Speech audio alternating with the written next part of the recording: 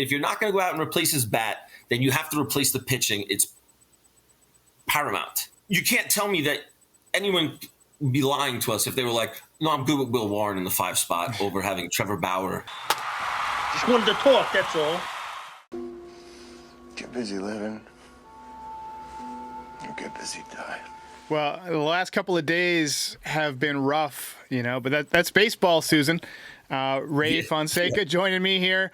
Ray, let me just say a couple things before we get started, just to kind of let the audience know what to expect in this podcast. Typically, when I do a podcast, I really pride myself on doing a show, and having focused topics and having, all the whiz bang that comes along with it. World class. And giving people like a really good old-fashioned show. But sometimes the situation just calls for one of those conversations, just an adult conversation. So for the people who watch with their kids, this might be one of those, just a heads up. This might be your thing. Some people love that type of stuff. But, Friday night, I did a post-game show with my guy Terrence, TK. Yankees won. And TK and I made what I felt was a pretty strong podcast. We had a really good conversation. It was, it was a good time. And then about 15 minutes later, I'm getting into bed, and I see the tweet that, Cole is going to have diagnostics. And that began what has been a mini, kind of downward spiral for the last couple of days for, I feel like, all of Yankees Universe. You're killing me, Smalls! So we got the report from yesterday from Bowden that he was recommended Tommy John. We found out today that he was going to actually have it. And we've got the statement that Gerrit Cole put out, which I haven't been able to bring myself to read. From the time I first dreamed of wearing the Yankees uniform, my goal has always been to help bring a World Series championship to New York. That dream hasn't changed. I still believe in it, and I'm more determined than ever to achieve it. Today, the most respected medical experts in the field recommend that I undergo Tommy John surgery. This isn't the news any athlete wants to hear, but it's the necessary next step for my career. I have a lot left to give, and I'm fully committed to the work ahead. I'll attack my rehab every day and support the 2025 Yankees each step of the way. I love this game, I love competing, and I can't wait to be back on the mound, stronger than ever. See you soon, G. You're an actor, so I just want to paint the scene for you for your next screenplay. This is the scene in the movie where somebody shows up at my house and they knock on the door, and I answer the door and I'm in a bathrobe and I haven't shaved and I smell terrible, and it's clear that I haven't cleaned up after any of my dishes for the last couple of days. It's just like that's how it's been the last couple of days. And then about a couple hours ago, you and I were chatting. And I was thinking, this is what I need. I just need to talk some baseball. And it was kind of like in Rocky 2 when Adrian wakes up and she's like, win, Rocky, win. Win. What are we waiting for? And I'm ready to get to work. So how have your last couple of days been, and how you feeling? Man, so I was a big Scooby-Doo fan growing up. And all I've heard in my head the last couple of days was ruh-roh, right? oh no. Derek and Ray got off topic for a while, but eventually they got back to the Yankees lineup. So I was like, all right, where do we go from here, right? Like if Austin Wells is my leadoff hitter, and I heard you say this a few times, where it's like, well, you're not really – the game plan is not to steal bags and run when Judge is at the plate, right? And I look at it like – when I hear that, what I think is we're all expecting the only production from Judge to be a home run. That's fair. Right? Because why run if Judge is at plate? Well, why? Because if you have the hardest guy to face for a pitcher at the plate and you're trying to run at the same time, it makes it exponentially harder to face the guy at the plate. It just seems like basic logic to me, right? So here's the problem. Here's the next step. Okay? You let that guy steal it. Let's say you got Jazz. Let's just go with Jazz because he's the fastest of the bunch. Let's say he steals. Now you can walk Judge. He steals. You walk Judge. Now you got to face Bellinger. Bellinger, I think, if he hits and he hits 300 like he did 2 years ago, he hits 25 bombs. That's going to force you. That's going to force you to pitch to Judge a little bit more. If he's taking aim at that short porch and he's hitting 35 home runs, you're going to have to pitch to Judge. But then Stanton was your big guy. Like Stanton was your cleanup. You've somehow made your way through the gauntlet. Last year it was Soto and Judge, and okay, we made it through the gauntlet. Whew. And then Stanton jumps you because you're tired and you forgot that this guy's still a behemoth and still swings the lumber. Now you got Paul Goldschmidt. Now Paul Goldschmidt did something nice today that I'm looking forward to seeing him do a lot this year, which is he took the ball to right field with power. We're counting on Paul Goldschmidt to be the new run producer, right? As much as Stanton carried us in the playoffs, he wasn't a great regular season player, in terms of like offering value to the team. He hit some home runs, but he couldn't run the bases. He doesn't play field. I'd argue that a more versatile player can give you one or two more wins over the course of the season outside of just hitting home runs, whether it's a great play in the field, whether it's stealing a bag, whatever. So I can live without Giancarlo in the regular season. I'm gonna miss having him in that gauntlet in the postseason. So let's take Giancarlo and set him to the side. We got some other problems to fix now. We got to figure out who the hell's playing third base. Okay, we got to figure out how we're gonna replace a really good pitcher in Gerrit Cole because they don't grow on trees.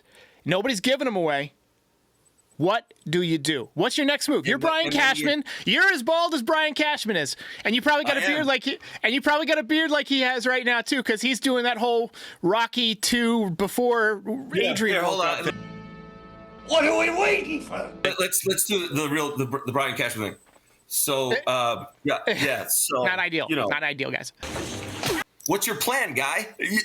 Show me your plan, right? And I look at it like I feel like they said we want to get more athletic, more versatile, and have no holes in the defense. Joined together, they would make a rectangular square enclosing 121 square. I think there's a non-zero chance that both DJ LeMahieu and Giancarlo Stanton have played their final games as Yankees. I think DJ has had so many issues. He might come back and play for a couple weeks and then get DFA'd. That could happen.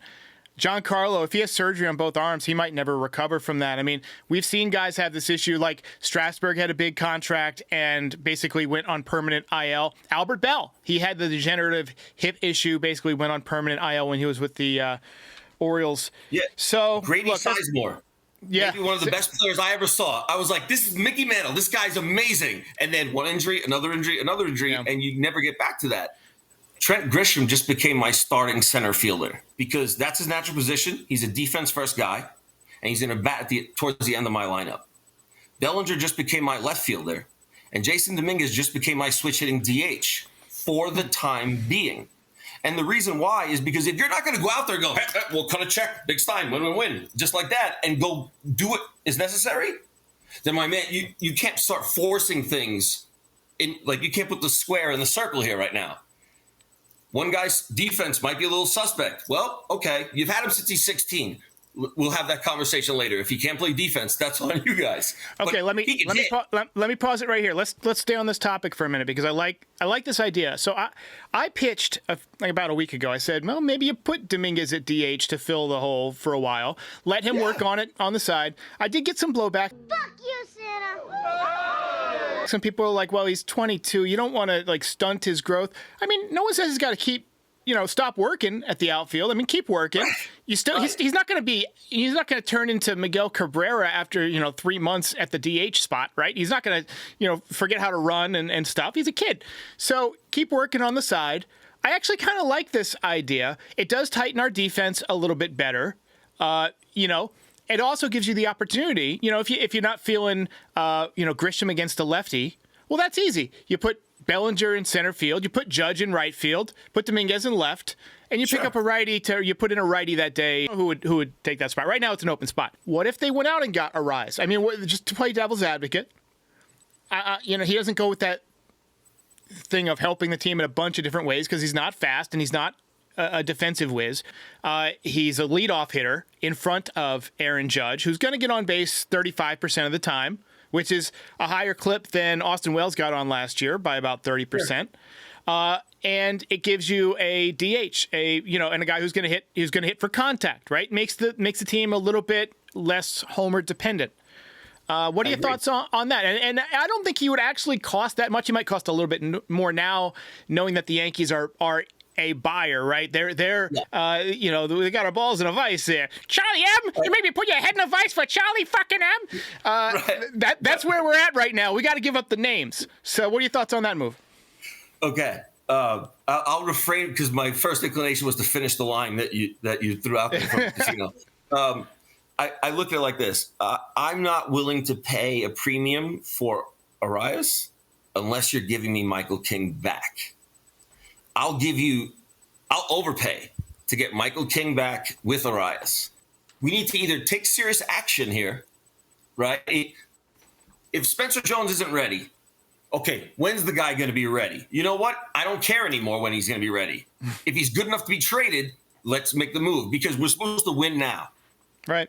If we're in win now mode, then let's get after that. All right, back to my conversation with Ray in just a minute. But first, a quick word from the guys at Foul Territory, and then we'll be back to talk about Trevor Bauer. FT fam, Arena Club is the modern way to collect cards or buy or sell or trade or even grade. And we're highlighting slab packs because this is the new way to rip open a pack, get a really good card, AJ. But also, if you're not into the card, like I know you pulled a Bob Gibson card recently, you can get an offer of 90% of the estimated value and just accept it on the spot and give it right back and maybe try again with another slab pack.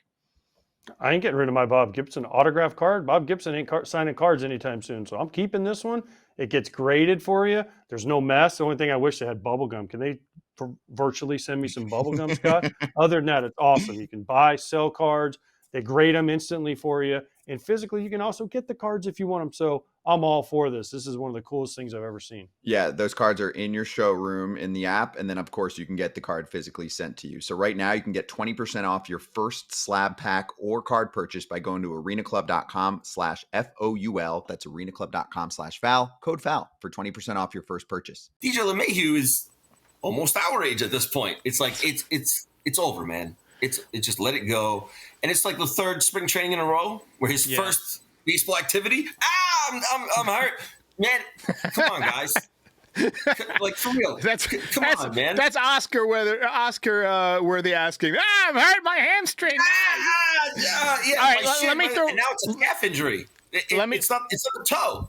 Let me throw a final topic at you here tonight that I want to crush because I got to wrap it up here. Sure. We've been getting a lot of comments here, and people will not let this go. Some people are all for it and just want to hear nothing but it, and some people are like, enough already. Trevor Bauer, he's out there. He's offering to pitch for the minimum. I know. Look, he still throws 95, 96. Yeah. I heard what you said earlier about how there's things we don't know. There's teams that are the reason why. Right. And I don't know what those things are, but if every team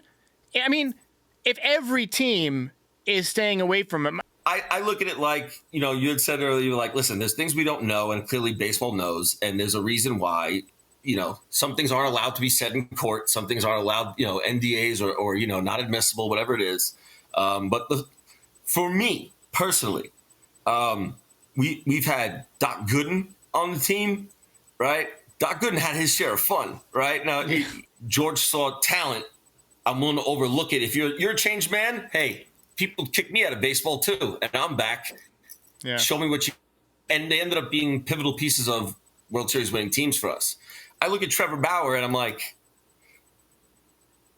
I think our team could use his attitude on the mound more so than his velocity. Than how deep can he go into games? If we don't have Gerrit Cole, and we don't know how long it's going to be till we see Luis Gil on the mound again. And we don't know if Giancarlo Stanton's elbows. And if you're not going to go out and replace his bat, then you have to replace the pitching. It's paramount. You have to replace somebody in that bullpen. In that rotation. And if you're not going to explore trade for a Monty or a King or someone like that, then beggars can't be choosers. You're telling us we're going to go with what we have. So if you're going to go what we have, you can't tell me that anyone would be lying to us if they were like, no, I'm good with Will Warren in the 5 spot over having Trevor Bauer because that's the thing we talked about earlier today via text. If we get Monty, that's our big 3 are lefty, lefty, lefty. If the Yankee, I try and put myself. Here's the power righty. Well, let me just tackle the Trevor Bauer thing for a second. I put myself in that position of like, okay, I'm a podcaster. If the Yankees signed Trevor Bauer right now, I would have to do a podcast on it right now. And I'd have to know what to say. And I wouldn't know exactly what to say because I don't know all the details. It's complicated. I was working things out. If stuff comes out that, he did some really bad stuff, I would not want him on the Yankees. But if it turns out that it was just like, misunderstanding or like, he was set up and blackballed in some way, like, is that fair to the guy? I don't know what I would say. I don't know what my reaction would be until it happens, right? Right. So I don't want the Yankees to get him, but if they sign him, this is one place where I'm going to choose to trust the organization. I'm like, hey, that's Cal. You know what I mean? That's Hal. That's Cashman. I combined Cashman and Hal there. Did you see that, Cal? Yep. So if they signed Trevor Bauer, I would morally be uncertain how to react because I don't have all the facts, right? Sure. I suspect. And I feel like in these moments, that's when we as fans, as just people, citizens, right? That are just as much open to be a victim or, a proponent of the criminal justice system. You do the crime, you do the time. If you didn't do that's the thing. If you're found not guilty and none of the charges are put against you, and now you have a countersuit against that person, baseball blackballing you is baseball protecting themselves just in case something else goes haywire along the way. Oh, he did it again, or someone accused him again. It's not my problem. It's not my business. All I care about is the Yankees winning games. Hey, while I've got you here, be sure to like the video and subscribe to the channel. Pinstripe Territory is the official Yankees podcast of the Foul Territory Network. We are home to the #1 most watched MLB postgame show on YouTube since 2021. We're here after every Yankees game and for reactions to all the best news and rumors during the offseason. Be a part of the show by calling into the voicemail 718-899-1068. Try to keep it clean for me. And if you ever miss us on YouTube, be sure and subscribe on all your favorite podcast platforms. Go ahead and rate us 5 stars. It'll help other people find the show. Thanks for watching. See ya.